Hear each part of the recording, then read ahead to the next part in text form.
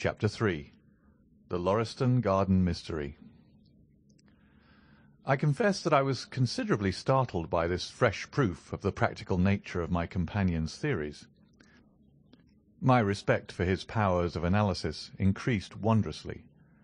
There still remained some lurking suspicion in my mind, however, that the whole thing was a prearranged episode intended to dazzle me, though what earthly object he could have in taking me in was past my comprehension. When I looked at him he had finished reading the note, and his eyes had assumed the vacant, lack-lustre expression which showed mental abstraction. "How in the world did you deduce that?" I asked. "Deduce what?" said he petulantly. "Why, that he was a retired sergeant of marines." "I have no time for trifles," he answered brusquely. Then with a smile, "Excuse my rudeness. You broke the thread of my thoughts, but perhaps it is as well. So you actually were not able to see that the man was a sergeant of marines?" "No, indeed." "It was easier to know it than to explain why I knew it. If you were asked to prove that 2 and 2 made 4, you might find some difficulty, and yet you are quite sure of the fact. Even across the street I could see a great blue anchor tattooed on the back of the fellow's hand that smacked of the sea. He had a military carriage, however, and regulation side whiskers. There we have the marine. He was a man with some amount of self-importance and a certain air of command. You must have observed the way in which he held his head and swung his cane. A steady, respectable, middle-aged man, too, on the face of him. All facts which led me to believe that he had been a sergeant." "Wonderful!" I ejaculated.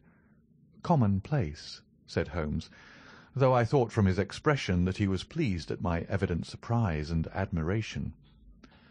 "I said just now that there were no criminals. It appears that I am wrong. Look at this." He threw me over the note which the commissionaire had brought. "Why," I cried, as I cast my eye over it, "this is terrible!" "It does seem to be a little out of the common," he remarked calmly. "Would you mind reading it to me aloud?" This is the letter which I read to him. "Dear Mr. Sherlock Holmes, there has been a bad business during the night at 3 Lauriston Gardens, off the Brixton Road. Our man on the beat saw a light there about 2 in the morning, and as the house was an empty one, suspected that something was amiss. He found the door open, and in the front room, which is bare of furniture, discovered the body of a gentleman, well dressed, and having cards in his pocket bearing the name of Enoch J. Drebber, Cleveland, Ohio, USA. There had been no robbery, nor is there any evidence as to how the man met his death. There are marks of blood in the room, but there is no wound upon his person. We are at a loss as to how he came into the empty house. Indeed, the whole affair is a puzzler. If you can come round to the house any time before 12, you will find me there. I have left everything in statu quo until I hear from you. If you are unable to come, I shall give you fuller details, and would esteem it a great kindness if you would favour me with your opinion. Yours faithfully, Tobias Gregson." "Gregson is the smartest of the Scotland Yarders," my friend remarked. "He and Lestrade are the pick of a bad lot. They are both quick and energetic, but conventional, shockingly so. They have their knives into one another, too. They are as jealous as a pair of professional beauties. There will be some fun over this case if they are both put upon the scent." I was amazed at the calm way in which he rippled on. "Surely there's not a moment to be lost," I cried. "Shall I go and order you a cab?" "I'm not sure about whether I shall go. I am the most incurably lazy devil that ever stood in shoe leather. That is, when the fit is on me, for I can be spry enough at times." "Why, it is just such a chance as you've been longing for." "My dear fellow, what does it matter to me? Supposing I unravel the whole matter. You may be sure that Gregson, Lestrade and Co. will pocket all the credit. That comes of being an unofficial personage." "But he begs you to help him." "Yes, he knows that I am his superior, and acknowledges it to me, but he would cut his tongue out before he would own it to any third person. However, we may as well go and have a look. I shall work it out on my own hook. I may have a laugh at them if I have nothing else. Come on." He hustled on his overcoat and bustled about in a way that showed that an energetic fit had superseded the apathetic one. "Get your hat," he said. "You wish me to come?" "Yes, if you have nothing better to do." A minute later we were both in a hansom, driving furiously for the Brixton Road. It was a foggy, cloudy morning, and a dun-coloured veil hung over the housetops, looking like the reflection of the mud-coloured streets beneath. My companion was in the best of spirits, and prattled away about Cremona fiddles and the difference between a Stradivarius and an Amati. As for myself, I was silent, for the dull weather and the melancholy business upon which we were engaged depressed my spirits. "You don't seem to give much thought to the matter in hand," I said at last, interrupting Holmes' musical disquisition. "No data yet," he answered. "It is a capital mistake to theorize before you have all the evidence. It biases the judgment." "You will have your data soon," I remarked, pointing with my finger. "This is the Brixton Road, and that is the house, if I am not very much mistaken." "So it is. Stop, driver, stop." We were still 100 yards or so from it, but he insisted upon our alighting, and we finished our journey upon foot. Number 3, Lauriston Gardens, wore an ill-omened and minatory look. It was one of 4 which stood back some little way from the street, 2 being occupied and 2 empty. The latter looked out with 3 tiers of vacant, melancholy windows, which were blank and dreary, save that here and there a "To Let" card had developed like a cataract upon the bleared panes. A small garden, sprinkled over with a scattered eruption of sickly plants, separated each of these houses from the street, and was traversed by a narrow pathway, yellowish in colour, and consisting apparently of a mixture of clay and of gravel. The whole place was very sloppy from the rain which had fallen through the night. The garden was bounded by a 3-foot brick wall with a fringe of wood rails upon the top, and against this wall was leaning a stalwart police constable, surrounded by a small knot of loafers, who craned their necks and strained their eyes in the vain hope of catching some glimpse of the proceedings within. I had imagined that Sherlock Holmes would at once have hurried into the house and plunged into a study of the mystery. Nothing appeared to be further from his intention. With an air of nonchalance, which, under the circumstances, seems to me to border upon affectation, he lounged up and down the pavement, and gazed vacantly at the ground, the sky, the opposite houses, and the line of railings. Having finished his scrutiny, he proceeded slowly down the path, or rather down the fringe of grass which flanked the path, keeping his eyes riveted upon the ground. Twice he stopped, and once I saw him smile, and heard him utter an exclamation of satisfaction.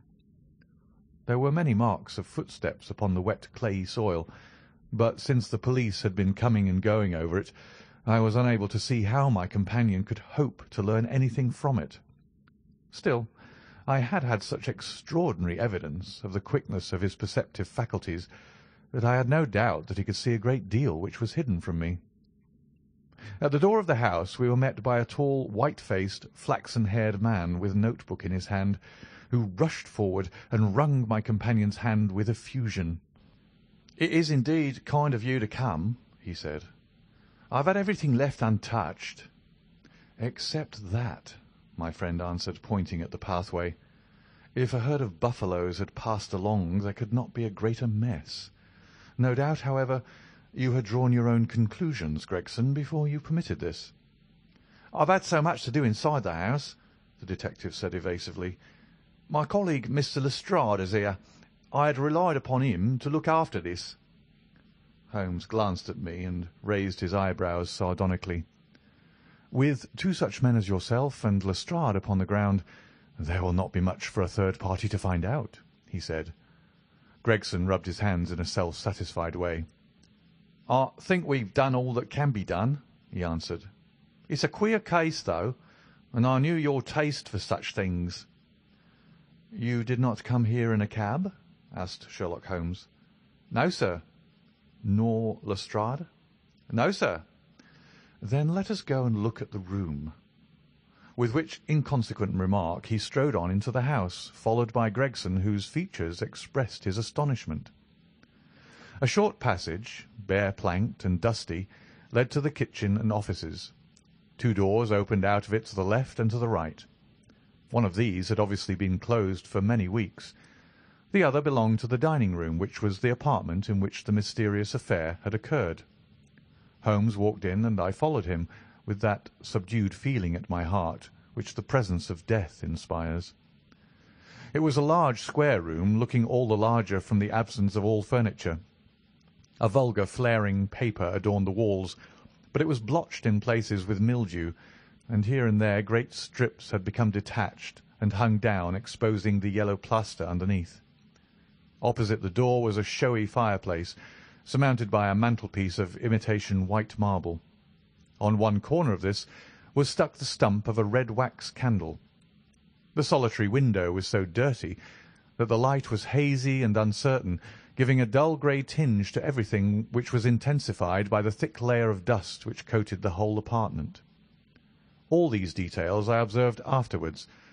At present my attention was centred upon the single, grim, motionless figure which lay stretched upon the boards, with vacant, sightless eyes staring up at the discoloured ceiling. It was that of a man about 43 or 44 years of age, middle-sized, broad-shouldered, with crisp curling black hair, and a short, stubbly beard. He was dressed in a heavy broadcloth frock-coat and waistcoat, with light-coloured trousers and immaculate collar and cuffs. A top hat, well brushed and trim, was placed upon the floor beside him. His hands were clenched and his arms thrown abroad, while his lower limbs were interlocked, as though this death struggle had been a grievous one. On his rigid face there stood an expression of horror, and, as it seemed to me, of hatred, such as I have never seen upon human features. This malignant and terrible contortion, combined with the low forehead, blunt nose, and prognathous jaw, gave the dead man a singularly simious and ape-like appearance, which was increased by his writhing, unnatural posture. I have seen death in many forms, but never has it appeared to me in a more fearsome aspect than in that dark, grimy apartment which looked out upon one of the main arteries of suburban London. Lestrade, lean and ferret-like as ever, was standing by the doorway and greeted my companion and myself. "This case will make a stir, sir," he remarked. "It beats anything I've seen, and I'm no chicken." "There is no clue," said Gregson. "None at all," chimed in Lestrade. Sherlock Holmes approached the body and, kneeling down, examined it intently. "You are sure there is no wound?" he asked, pointing to numerous gouts and splashes of blood which lay all around. "Positive!" cried both detectives. "Then, of course, this blood belongs to a second individual, presumably the murderer. If murder has been committed, it reminds me of the circumstances attendant on the death of Van Jansen in Utrecht in the year '34. Do you remember the case, Gregson?" "No, sir." Read it up. You really should. There's nothing new under the sun. It has all been done before." As he spoke, his nimble fingers were flying here and there and everywhere, feeling, pressing, unbuttoning, examining, while his eyes wore the same far-away expression which I have already remarked upon. So swiftly was the examination made that one would hardly have guessed the minuteness with which it was conducted. Finally he sniffed the dead man's lips, and then glanced at the soles of his patent leather boots. "He has not been moved at all?" he asked. "No more than was necessary for the purposes of our examination." "You can take him to the mortuary now," he said. "There's nothing more to be learned." Gregson had a stretcher and 4 men at hand. At his call they entered the room, and the stranger was lifted and carried out. As they raised him, a ring tinkled down and rolled across the floor. Lestrade grabbed it up and stared at it with mystified eyes. "There's been a woman here," he cried. "It's a woman's wedding ring." He held it out as he spoke upon the palm of his hand. We all gathered round and gazed at it. There could be no doubt that the circlet of plain gold had once adorned the finger of a bride. "This complicates matters," said Gregson. "Heaven knows they were complicated enough before." "You're sure it doesn't simplify them?" observed Holmes. "There's nothing to be learned by staring at it. What did you find in his pockets?" "We have it all here," said Gregson, pointing to a litter of objects upon one of the bottom steps of the stairs. "A gold watch, number 97163 by Barrow of London. Gold Albert chain, very heavy and solid. Gold ring with Masonic device. Gold pin, bulldog's head with rubies as eyes. Russian leather card case with cards of Enoch J. Drebber of Cleveland, corresponding with the EJD upon the linen. No purse, but loose money to the extent of £7.13. Pocket edition of Boccaccio's Decameron, with name of Joseph Stangerson upon the flyleaf. 2 letters, one addressed to E.J. Drebber and one to Joseph Stangerson." "At what address?" "American Exchange, Strand, to be left till called for. They're both from the Guion Steamship Company and refer to the sailing of their boats from Liverpool. It is clear that this unfortunate man was about to return to New York." "Have you made any inquiries as to this man Stangerson?" "I did it at once," said Gregson. "I've had the advertisement sent to all the newspapers, and one of my men has gone to the American Exchange, but he hasn't returned yet." "Have you sent to Cleveland?" "We telegraphed this morning." "How did you word your inquiries?" "We simply detailed the circumstances and said that we should be glad of any information which could help us." "You did not ask for particulars on any point which appeared to you to be crucial?" "I asked about Stangerson." "Nothing else? Is there no circumstance on which this whole case appears to hinge? Will you not telegraph again?" "I've said all I have to say," said Gregson in an offended voice. Sherlock Holmes chuckled to himself, and appeared to be about to make some remark when Lestrade, who had been in the front room while we were holding this conversation in the hall, reappeared upon the scene, rubbing his hands in a pompous and self-satisfied manner. "Mr. Gregson," he said, "I've just made a discovery of the highest importance, and one which would have been overlooked had it not been made a careful examination of the walls." The little man's eyes sparkled as he spoke, and he was evidently in a state of suppressed exultation at having scored a point against his colleague. "Come here," he said, bustling back into the room, the atmosphere of which felt clearer since the removal of its ghastly inmate. "Now, stand there." He struck a match on his boot and held it up against the wall. "Look at that," he said triumphantly. I have remarked that the paper had fallen away in parts. In this particular corner of the room a large piece had peeled off, leaving a yellow square of coarse plastering. Across this bare space there was scrawled in blood-red letters a single word: R-A-C-H-E. "What do you think of that?" cried the detective with the air of a showman exhibiting his show. "This was overlooked because it was in the darkest corner of the room, and no one thought of looking there. The murderer has written it with his or her own blood. See this smear where it was trickled down the wall. That disposes of the idea of suicide, anyway. Why was that corner chosen to write it on? I'll tell you. See that candle on the mantelpiece? It was lit at the time, and if it was lit, this corner would be the brightest instead of the darkest portion of the wall." "And what does it mean now that you have found it?" asked Gregson in a depreciatory voice. "Mean? Why, it means that the writer was going to put the female name Rachel, but was disturbed before he or she had time to finish. You mark my words, when this case comes to be cleared up, you'll find that a woman named Rachel has something to do with it. It's all very well for you to laugh, Mr. Sherlock Holmes. You may be very smart and clever, but the old hound is the best when all is said and done." "I really beg your pardon," said my companion, who had ruffled the little man's temper by bursting into an explosion of laughter. "You certainly have the credit of being the first of us to find this out, and, as you say, it bears every mark of having been written by the other participant in last night's mystery. I have not had time to examine this room yet, but, with your permission, I shall do so now." As he spoke, he whipped a tape measure and a large round magnifying glass from his pocket.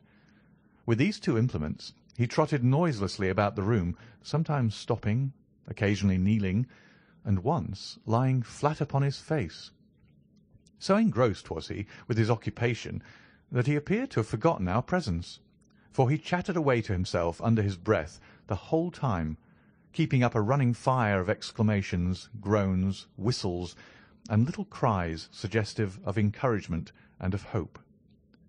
As I watched him, I was irresistibly reminded of a pure-blooded, well-trained foxhound as it dashes backwards and forwards through the covert, whining in its eagerness until it comes across the lost scent. For 20 minutes or more he continued his researches, measuring with the most exact care the distance between marks which were entirely invisible to me, and occasionally applying his tape to the walls in an equally incomprehensible manner. In one place he gathered up very carefully a little pile of grey dust from the floor and packed it away in an envelope. Finally he examined with his glass the word upon the wall, going over every letter of it with the most minute exactness. This done, he appeared to be satisfied, for he replaced his tape and his glass in his pocket. "They say that genius is an infinite capacity for taking pains," he remarked with a smile. "It's a very bad definition, but it does apply to detective work." Gregson and Lestrade had watched the manoeuvres of their amateur companion with considerable curiosity and some contempt. They evidently failed to appreciate the fact, which I had begun to realize, that Sherlock Holmes' smallest actions were all directed towards some definite and practical end. "What do you think of it, sir?" they both asked. "It would be robbing you of the credit of the case if I was to presume to help you," remarked my friend. "You are doing so well now that it would be a pity for anyone to interfere." There was a world of sarcasm in his voice as he spoke.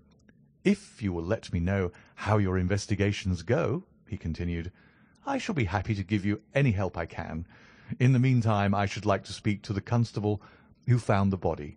Can you give me his name and address?" Lestrade glanced at his notebook. "John Rance," he said. "He's off duty now. You'll find him at 46 Audley Court, Kennington Park Gate." Holmes took a note of the address. "Come along, Doctor," he said. "We shall go and look him up. I'll tell you one thing which may help you in the case," he continued, turning to the two detectives. "There has been murder done, and the murderer was a man. He was more than 6 feet high, was in the prime of life, had small feet for his height, wore coarse square-toed boots, and smoked a Trichinopoly cigar. He came here with his victim in a four-wheeled cab, which was drawn by a horse with 3 old shoes and 1 new one on his off foreleg. In all probability the murderer had a florid face, and the fingernails of his right hand were remarkably long. There are only a few indications, but they may assist you." Lestrade and Gregson glanced at each other with an incredulous smile. "If this man was murdered, how was it done?" asked the former. "Poison," said Sherlock Holmes curtly, and strode off. "One other thing, Lestrade," he added, turning around at the door. "Rache is the German for revenge, so don't lose your time looking for Miss Rachel." With which Parthian shot he walked away, leaving the two rivals open-mouthed behind him. End of chapter 3.